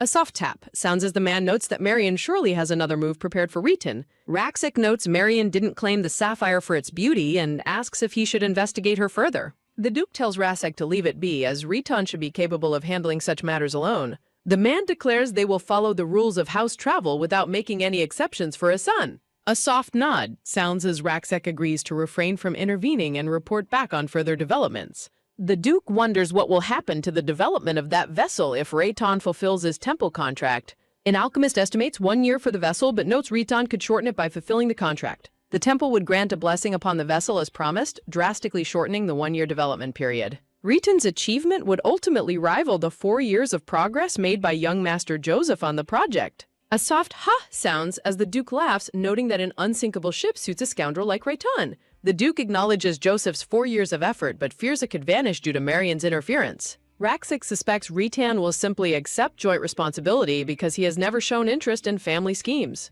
A soft screep sounds as the Duke stands up, wondering if he has expectations for his son's reaction. The sun shines brightly over the Grand Mansion's garden, where a beautiful gazebo stands near the water. A soft creak sounds as the door opens, with narration noting Reeton would normally surrender his achievements. A sudden gasp sounds as Barry looks up in shock, realizing that Rattan now has something to protect. Reeton looks on with cold intensity, determined not to let his rewards be snatched away so easily. A soft creak sounds as Reeton enters the room, having previously been willing to relinquish all his honors. Reeton gazes forward with a sharp expression, now driven by the fact that he has a child. Reeton stands proudly, challenging the idea that he will allow anyone to take what belongs to him.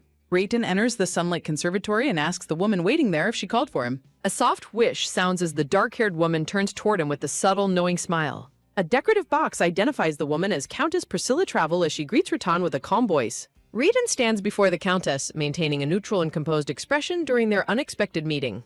Priscilla invites him to have a seat for light refreshments and a chat after their long time apart. Reeton agrees to join her, approaching the table set for tea in the middle of the bright conservatory. A soft clink sounds as Priscilla mentioned she was wondering how he was doing while holding her teacup. Reeton apologizes and explains he was busy raising his child, keeping his eyes downcast as he speaks. A soft smile sounds while Priscilla outwardly understands, but inwardly fumes at having to face the shameless scoundrel. A soft rippling sounds as Priscilla realizes she must treat him carefully because he now has something to protect. Priscilla sips her tea while worrying that provoking Rayton might cause him to covet Heaven's position. Priscilla imagines Rayton as a powerful Grand Master, fearing the temple's blessing would solidify his family position. She realizes that Rayton's success would definitely affect the line of succession within the House of Travel. A soft scowl sounds as Priscilla vows that Heaven must be the next head, regardless of the earring. A soft clink sounds as Priscilla drinks, determined to create a scandal to ruin Rayton's reputation. Priscilla apologizes for the interruption and asks Rayton if he knows the true reason she called him. A soft rustle sounds as Rayton looks at her, confirming she intends to hold him to joint responsibility. A soft sigh sounds as Priscilla feigns regret over a mere earring while insisting on household discipline. Rayton calmly agrees to comply and offers to put his belongings up for the upcoming charity auction. A soft smile sounds while Priscilla thanks him, inwardly celebrating that the illegitimate brat fell for her trap. Priscilla predicts that Rayton will remain an eyesore only until the charity auction. Rayton fixes his gaze on Priscilla and asks if she is willing to listen. Priscilla is perplexed, wondering if there is truly anything else for him to say. Rayton assures her that his upcoming proposal will be far sweeter than any dessert. Priscilla is visibly shaken by Rayton's mysterious and bold claim regarding his upcoming proposal. A quiet, quick tap sounds as Rayton's hand moves to adjust his formal white cravat.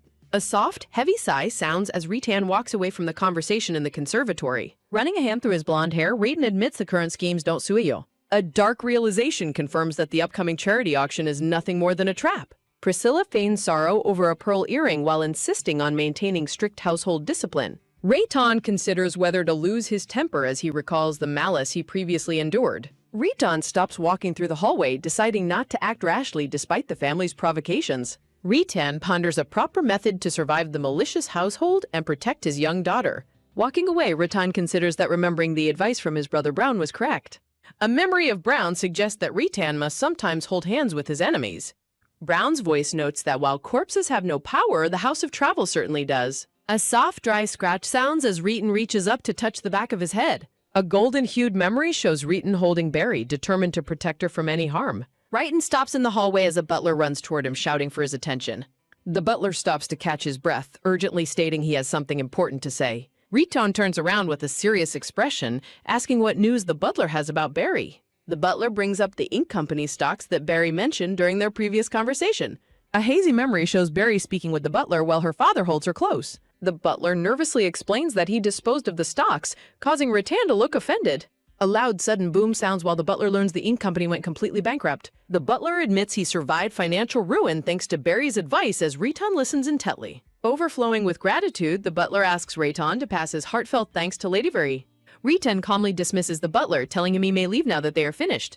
Walking alone, Rayton notes that following Barry's advice successfully saved the butler from financial bankruptcy. Rayton smiles softly, realizing Barry's detective games were useful and wondering if she's staying safe. Barry calls out for Aram while searching through the sunlit bushes in the garden.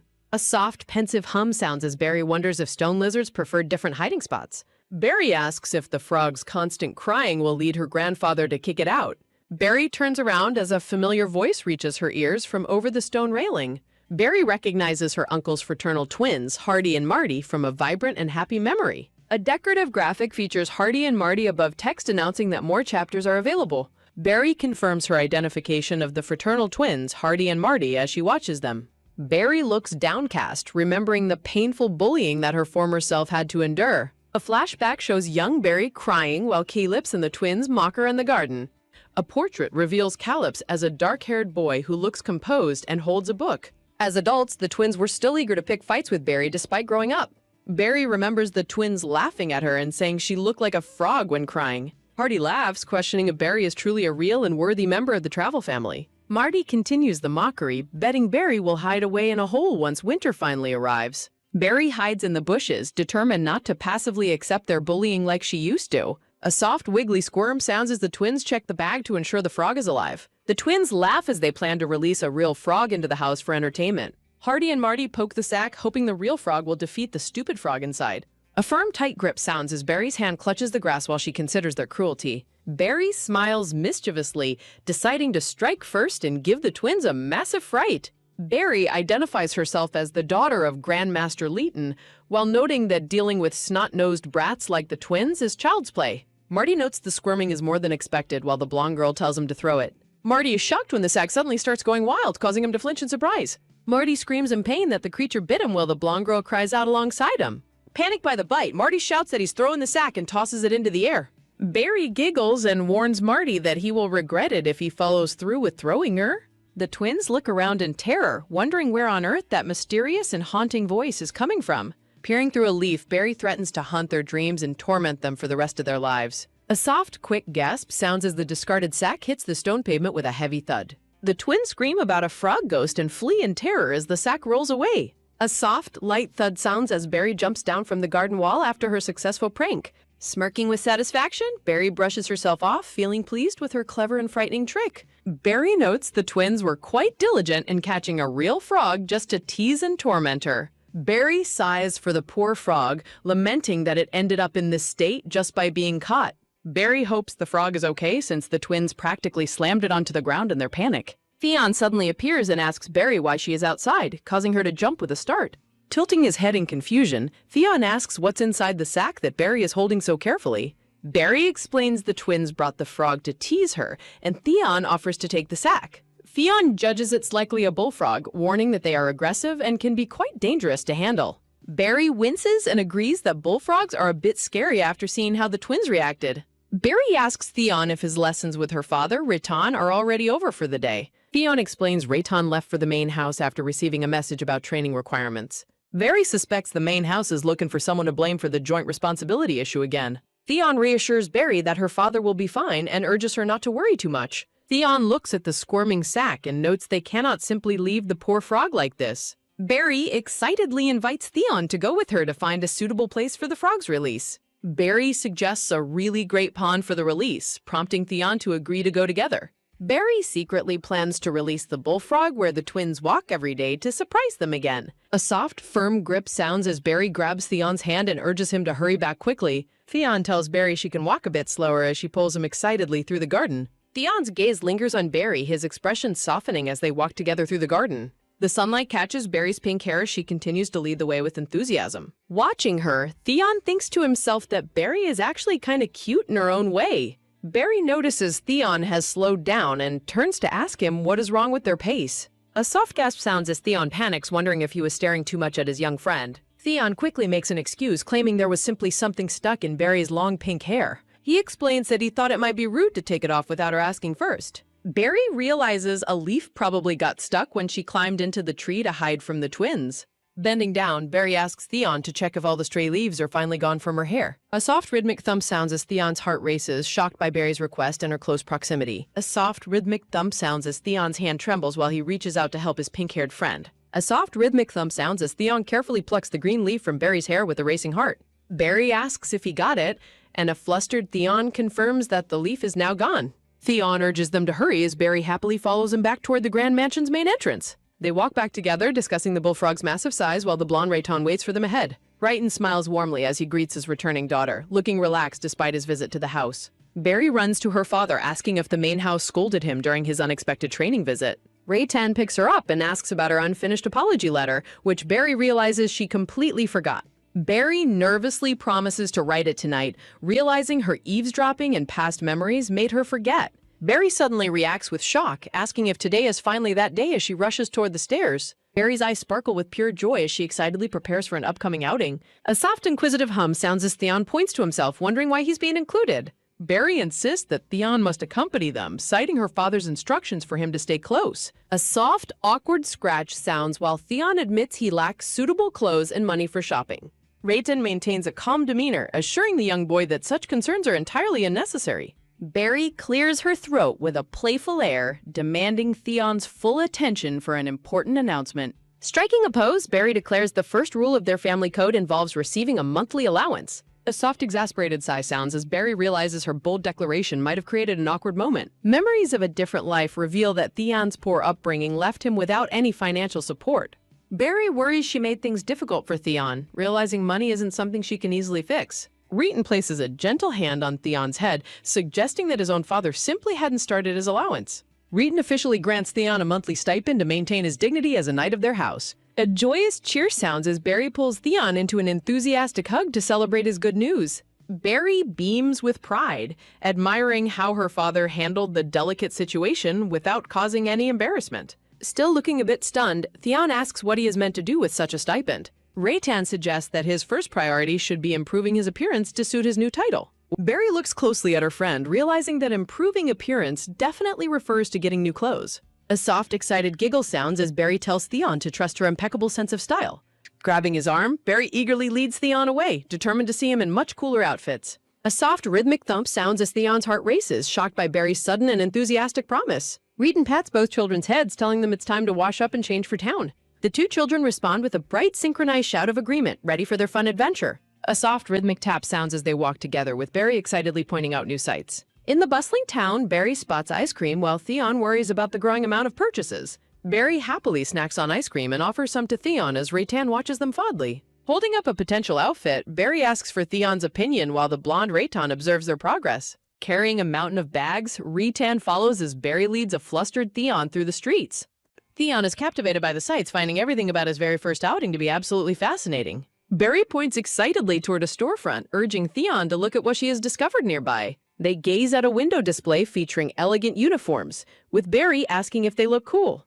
Barry praises the tailored fit and soft fabric of the displayed outfit, seeking her friend's final approval. Theon questions the need for more shopping, but Barry explains this particular purchase isn't for herself. A soft, curious hum sounds as Theon wonders who else Barry could possibly be shopping for now. Barry offers a knowing, mischievous smile as she looks back at her confused and questioning friend. A sharp, clear ding sounds as they enter a shop, with Barry declaring that hesitation is wasteful. Intricate gold scissors rest near a ribbon, signaling that the tailoring for a new outfit has begun. Overlaid on images of sewing tools, voices of surprise echo as the shop staff addresses the children. Looking shy and a bit awkward, Theon debuts a smart new brown jacket and formal white shorts. Barry cheers enthusiastically for the transformation, while Raytan notes the new look is a significant improvement.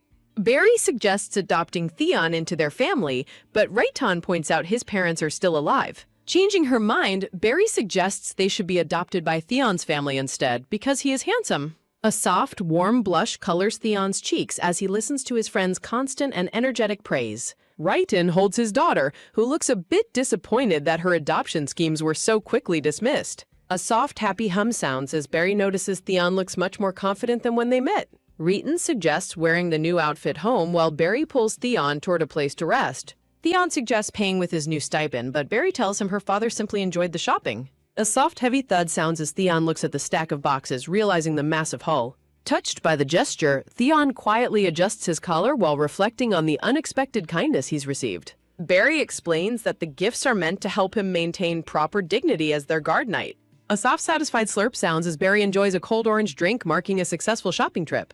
Sitting together, Barry offers Theon a drink while admiring his handsome new gentlemanly appearance. A soft, rhythmic slurp sounds as Barry curiously examines her friend while drinking her orange juice. A soft, satisfied hum sounds as Theon offers a small, knowing smile toward his pink-haired companion. Barry wonders if the nice clothes turned Theon into a gentleman since he is acting so polite.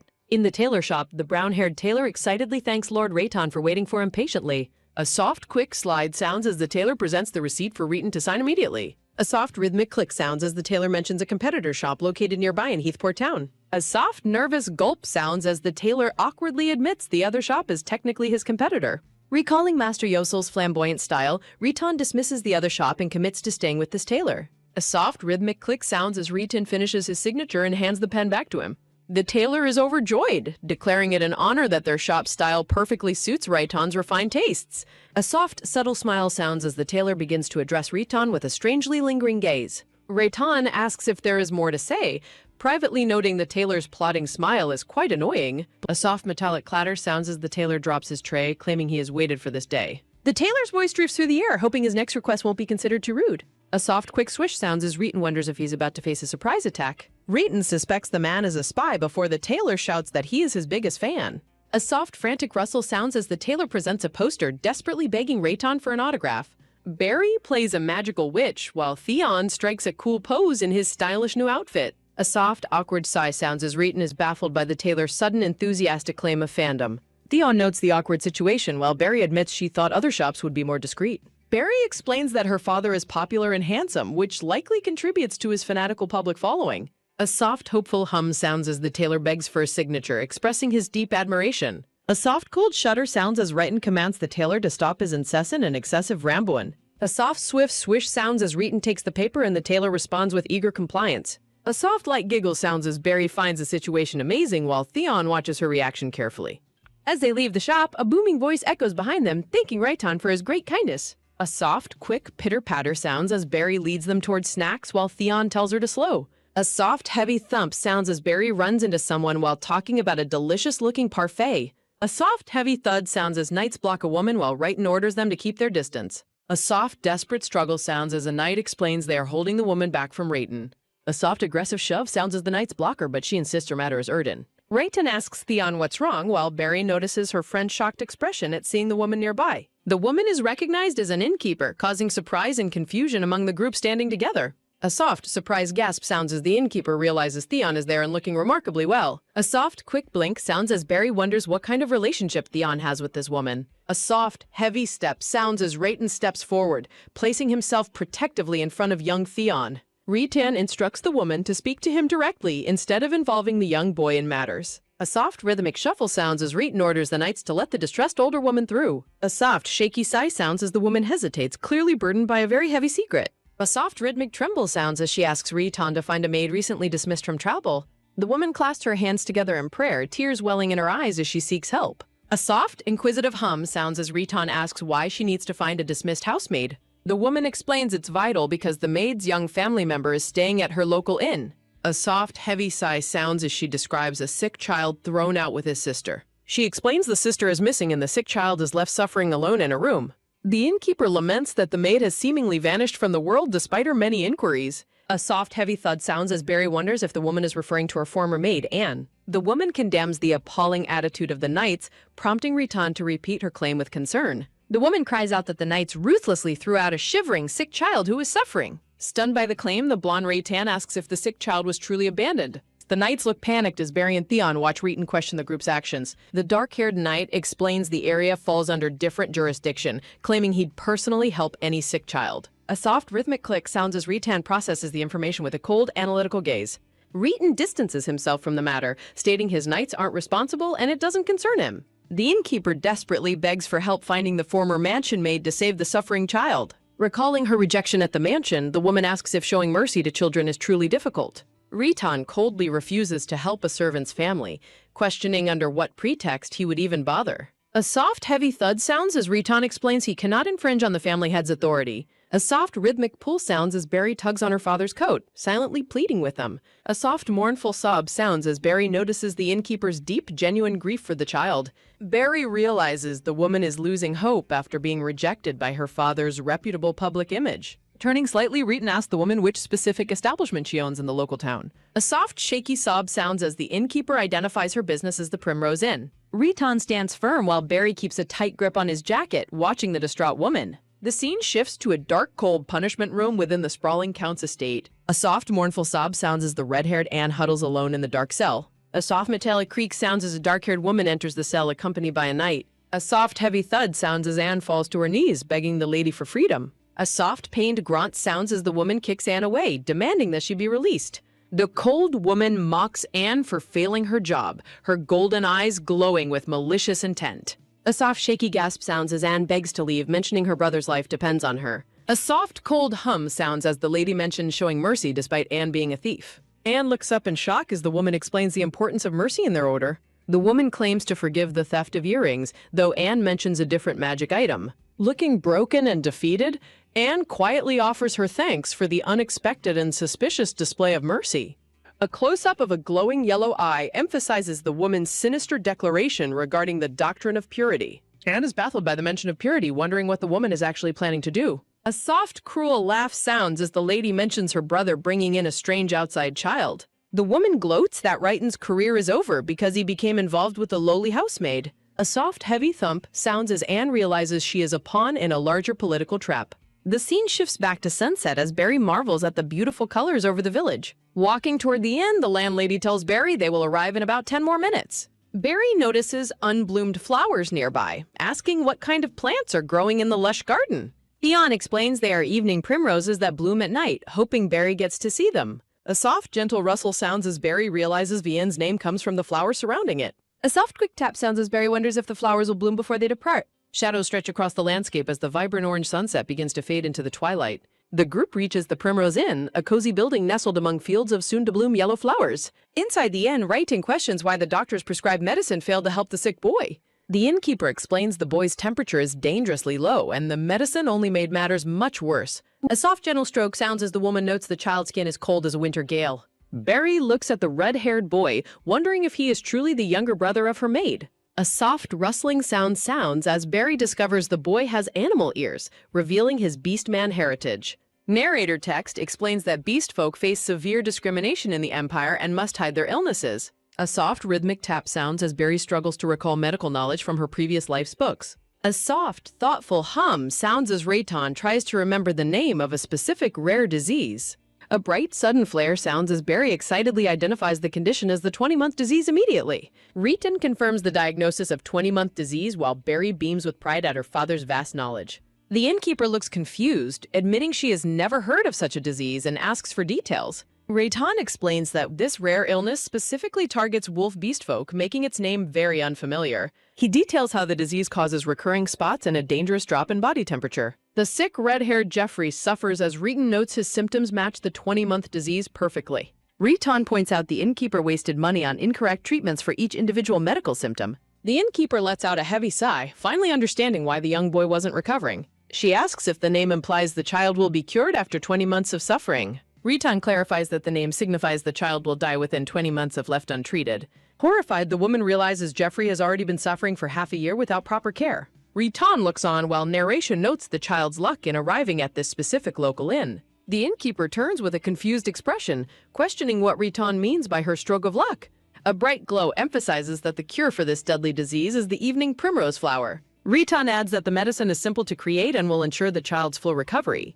Jeffrey, the young beastman boy, lies peacefully amidst a vibrant field of yellow evening primroses. The innkeeper bows deeply, thanking Lord About for his life-saving guidance and his incredible medical knowledge. Wrighton prepares to explain how he learned about such specialized beast folk treatments and rare floral cures. He recalls his past as a Grand Master leading an expedition along the Eastern Windway route. Wrighton remembers seeing a wolf beastman mother and her young daughter sitting in a primrose field. He recalls the mother feeding her child primrose medicine while politely declining his offer of assistance. Wrighton explains that the child's condition improved rapidly, proving the efficacy of the primrose-based medical treatment. He adds that his knowledge grew while Marshall the dwarf cared for a sick younger Barry. Jeffrey sleeps peacefully as the innkeeper marvels at finding help in a place without beast folk. The woman expresses her deep gratitude, wishing only for the young boy to breathe comfortably again. A soft, quick swish sounds as Jeffrey weakly reaches out, moaning in pain for his sister. The woman clasps Jeffrey's hand, promising him that she will find his missing sister for sure.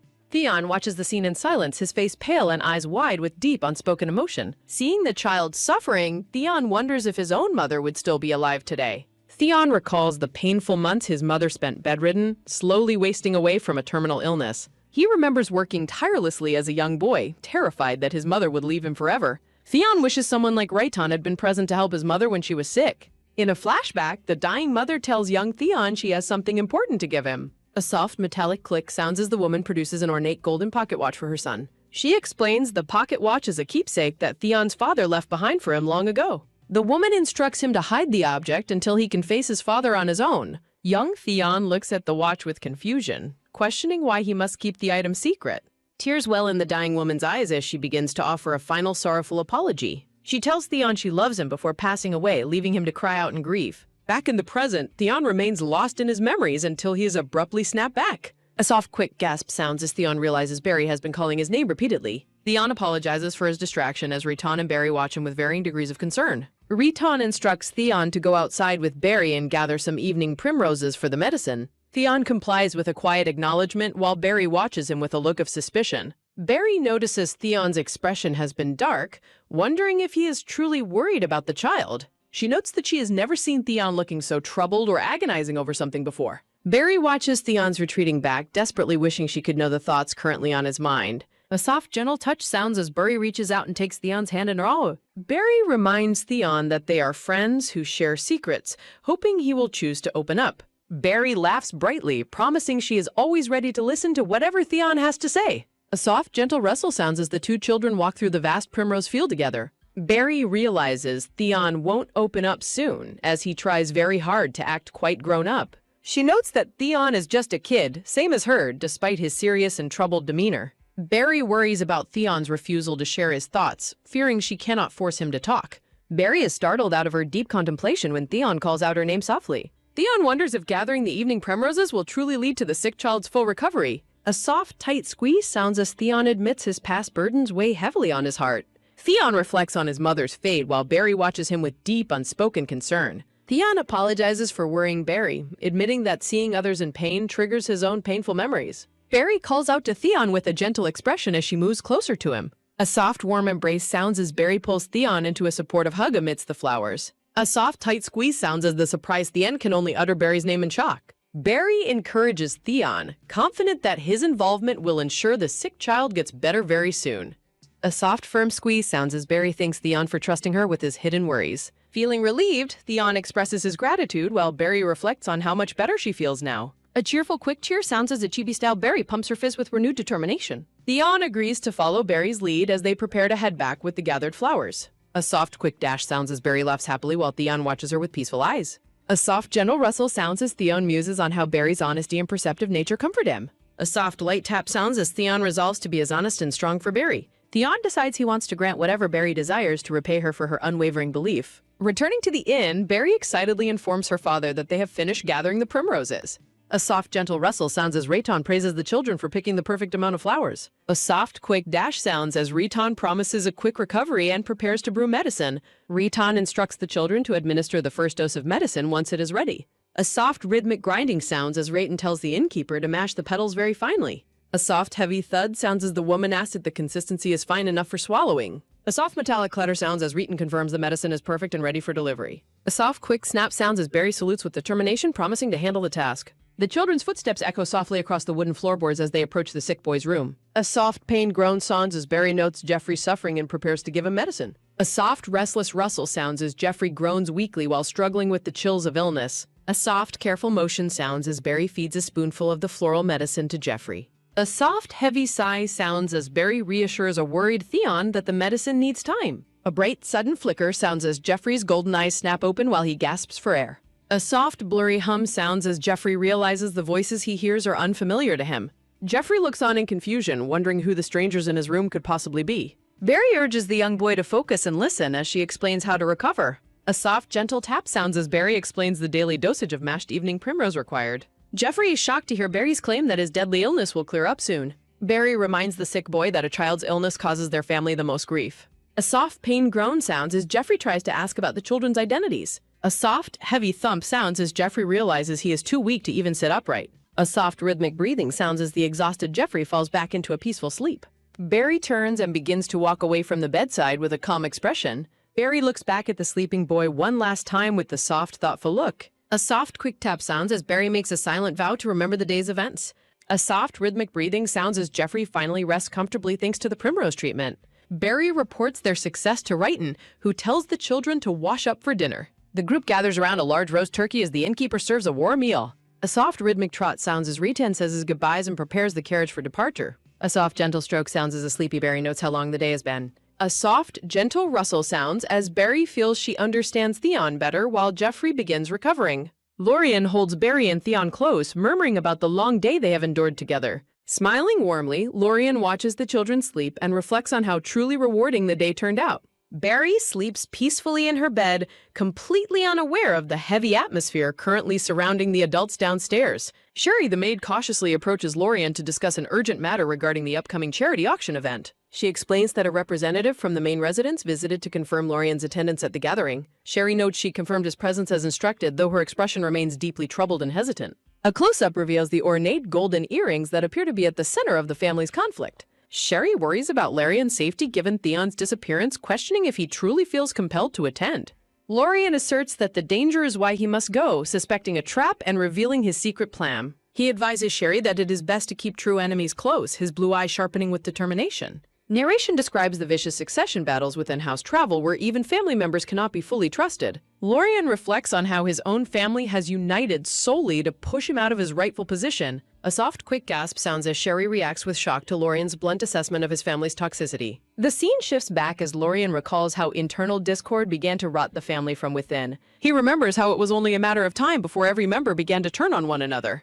The weight of the family's dark legacy hangs heavy as the memories of past betrayals continue to linger. A notification confirms that the earring theft case has officially concluded with the capture of a culprit. A soft, quick rustle sounds as a younger Larian frantically hides an item, hoping to return it undetected. He questions his own desperate actions while trying to maintain a composed facade despite his growing inner panic. A loud, sharp caw sounds as a large crow swoops down and flies away with the jewelry. Younger Lorian produces a perfect fake, desperately praying that his deception will never be uncovered by his family. A soft, quick turn sounds as Lorian is startled by the sudden arrival of his formidable older sister. A soft, quick gasp sounds as Lorian struggles to remain calm under the intense pressure of the moment. He offers a shaky excuse about comparing the earrings to a gift for his wife while his sister watches. His sister reveals that their mother nearly collapsed from the shock of the theft before the items returned. A soft, heavy gulp sounds as Lorian realizes that his troubles are likely only just beginning to unfold. His sister smiles mockingly, suggesting that a truly insane player might see the worst move as the best. Lorian recalls another relative questioning why their father would ever allow such a man back into the household. A narrative box declares that keeping a hated enemy close as an ally is a move that only benefits him. The sister gazes out with a predatory smile, expressing her high expectations for Lorian's future role in her schemes. A maid watches the exchange with confusion, her thoughts centered on a single unanswered question about the situation. Narration recalls how a maid was forced to repeatedly explain her actions to appease the family's harsh demands. Lorian reflects on how he washed his hands of the situation by pinning the blame on a lowly servant. A soft, tight squeeze sounds as Lorian resolves to no longer sit quietly or be treated as useless. A soft, quick grit sounds as Lorian declares he is not merely a chess piece to be moved around. A loud, heavy thud sounds as Lorian slams his fist onto the table in a fit of rage. A soft, quick grit sounds as Lorian decides he will no longer play the role of a loyal pawn. A soft, quick reach sounds as he prepares to make his own move before he can be betrayed again. Lorian's eyes burn with a renewed fire as he finalizes his plan to strike back at those who used him. He realizes he can weaponize the fact that the earrings are fake to dismantle his sister's grand auction. Lorian questions his sister about the consequences if the item sold at her prestigious auction is revealed as counterfeit. He envisions the massive blow to the family's pride even as the bidding prices for the fake skyrocket. A soft, quick grit sounds as he imagines his sister being forced to pay billions for a cheap trinket. Lorian basks in the thrill of his revenge, imagining the look of absolute ruin on his sister's face. A soft, quick brush sounds as Lorian plans to stoke the fires of the auction to ensure her downfall. The dark shadows of the past begin to lift as the scene shifts back to the present. Bright sunlight streams onto a quiet balcony, signaling the arrival of a new day and a fresh start. Barry begins to stir in her bed, her pink hair fanned out across the pillow as she wakes. She blinks scraggily, her focus slowly returning to her surroundings as the light of morning fills the room. A soft, quick blink sounds as Barry's green eyes snap open in response to a strange, squeaking noise nearby. The blue water lizard spirit floats peacefully in the air, its large eyes reflecting a calm demeanor. A sudden, quick rustle sounds as Barry wakes with a start, frantically calling out for Arong. A soft, quick grab sounds as Barry captures the blue spirit, asking where he has been hiding. She wonders how he could leave such a beautiful place and asks if he truly missed her. Barry explains that she searched every corner of the house, terrified that she had lost him forever. The blue spirit grins, telling Barry that making her search for him is simply part of his job. Barry is perplexed by his claim, questioning what a water lizard's job could possibly entail. He explains that since becoming self-aware, he has been Rommel the caretaker, ruling over the sky and land. He asserts that everything in the dragon's domain is known to him, comparing newcomers to squirming worms. A soft, quick gasp sounds as Barry wonders if the creature is more than just a simple lizard. She asks if he has seen anything unusual while he floats before her with a curious expression. The spirit mentions seeing a moving doll with nanodust and finding a sparkling treasure a crow dropped. Barry's eyes widen as she realizes the treasure he is describing sounds exactly like her grandma's earrings. A bright, sudden flash sounds as Barry realizes that Anne was not the person seen in the illusion. The spirit recalls hearing a voice crying from a dark underground place where status is routinely ignored. He admits that the miserable sobbing of his sister Anne made him run away in fear. Barry asks if he can identify the location of the sounds to help find the trapped girl. A soft, quick dash sounds as Barry rushes to find a map to mark Anne's location. She presents the map to the spirit, seeking his help clearing her father's name from false charges. Barry resolves to rescue Anne first, relying on Nakon as her invisible witness and direct guide. A loud, heavy thud sounds as Barry pinpoints Anne's location inside the isolation wing of the academy. Narration explains that a strict pass system prevents the staff from entering the mansion's isolation ward. A soft, quick gasp sounds as Barry realizes she cannot simply walk in to save Anne either. Nacon asks Barry what is wrong, noticing her sudden hesitation as she stares at the map. Barry grins, noting that their success will also mean they are helping her older brother too. A soft, quick bounce sounds as Barry asks Nacon to help the person trapped underground. The blue spirit eagerly agrees to the plan, his tail wagging with excitement at the prospect. Barry laughs with joy, her eyes sparkling as she prepares for the rescue mission. A loud, quick cheer sounds as Barry and Nacon strike a pose of shared determination. A credit page features recruitment information for Japanese, Korean, and Chinese translators and editors. A narrative text box asks how far one would be willing to go for a younger sibling. A soft, rhythmic scratching sounds as a letter offers freedom in exchange for the truth about the earrings. Barry writes her plan, admitting that as a 7-year-old, she cannot simply barge into the mansion. She instructs Aram to deliver her message and a pen to help Anne escape from her prison. A soft, heavy thud sounds as the spirit mocks Barry's handwriting, comparing it to crawling earthworms. Barry giggles and explains that she is purposefully using her non-dominant hand to hide her identity. The spirit promises to return quickly as he prepares to depart on his delivery mission. A soft, quick dash sounds as the blue creature speeds away, leaving Barry behind. A soft, quick dash sounds as Aram flies toward the mansion, carrying the letter and pen. Barry watches him go, her expression filled with hope that the message reaches Anne safely. A soft, heavy thump sounds as Barry collapses onto her bed, wondering what else she can remember. She tries to recall more from her father's journal, hoping her other self didn't miss anything. A soft, pained groan sounds as Barry strains her mind to uncover any hidden clues. A soft, pained groan sounds as Barry continues to focus while Nacon announces his return. A sudden, quick rustle sounds as Barry sits up, startled by the spirit's sudden arrival. Barry praises Nacon for his incredible speed while he smugly presents a reply from Anne. Barry reads the note, discovering that Marion staged the earring incident to cover her own mistakes. A soft, quick gasp sounds as she learns Marion has an ability user and that Uncle Joseph is involved. A flashback reveals that the earring incident was the starting point for Joseph and Marion's alliance. The note reveals that the uncle was kidnapped while being forcibly shipped away to Gabon. Barry reads a note revealing Marion framed a Vesey and plans to hold an auction very soon. Barry and Nacon discuss rescuing Anne quickly, concerned about the potential risks to the maid Verona. Barry outlines her plan, noting that Marion's preoccupation with the auction provides the perfect opening needed. A soft, quick smirk sounds as Barry prepares to use the auction's distractions for her rescue mission. Narration explains the plan to exploit the estate's search routines to break Anne out of her cell. Barry gives Nacon a map of the vast grounds, warning him to be careful not to get lost. A soft, quick bubble sounds as Nacon agrees to deliver the map to Verona after the rescue. A soft, quick giggle sounds as Barry feels the plan is proceeding much smoother than she anticipated. A soft, rhythmic tap sounds as Verona the maid runs frantically through the dense green forest. The maid pauses in the woods, realizing she has completely lost her way among the towering trees. A soft, heavy pant sounds as she consults the hand-drawn map while trying to catch her breath. A loud, quick rustle sounds as the maid is startled by a sudden noise from the bushes. A soft, quick step sounds as a small figure in a green hood emerges from the forest. A soft ping gasp sounds as the maid panics, unsure how to deal with the unexpected encounter. A soft, quick slide sounds as the hooded figure reflects on their narrow escape from being caught. A loud, quick startle sounds as the maid reacts with fear to the child's sudden movements nearby. A soft, quick rustle sounds as the figure holds up a sign directing the maid to her brother. A soft, quick nod sounds as the maid asks if the figure works for her secret ally. A loud, quick dash sounds as the maid thanks the figure and runs toward the Primrose Inn. A soft, heavy sigh sounds as Barry removes her hood, relieved that she wasn't discovered during the meeting. Barry watches the maid leave, hoping she reaches safety before her disappearance is noticed by Marion. Nacon jokes about the potential profit, but Barry remains focused on the seriousness of their rescue mission. Barry urges Nacon to hurry back home before her father arrives for their usual breakfast together. A soft, quick click sounds as the window is shut just before the room's door begins opening. A soft, quick shine sounds as the scene shifts to a quiet room filled with blooming flowers. A soft, quick smile sounds as Barry's father checks on his daughter as she pretends to sleep. He mentions the charity auction and promises he will return to her as soon as possible. A soft, quick stroke sounds as he gently touches her hair, vowing to always protect her. A soft, quick click sounds as the father leaves the room, closing the door as he departs. A soft, heavy rustle sounds as the man adjusts his formal suit before the charity event begins. A loud, quick buzz sounds as a large crowd of nobles gathers inside the opulent auction house. A soft, quick slide sounds as Marion and Yakin take their seats as the auction commences. Marion and Yakin watch the man on stage, noting his unusual compliance with their public plans. A soft, heavy thud sounds as Yakin describes the current situation as a desperate final struggle. A soft, quick chuckle sounds as Marion smiles at the guests, relishing their ignorance of her schemes.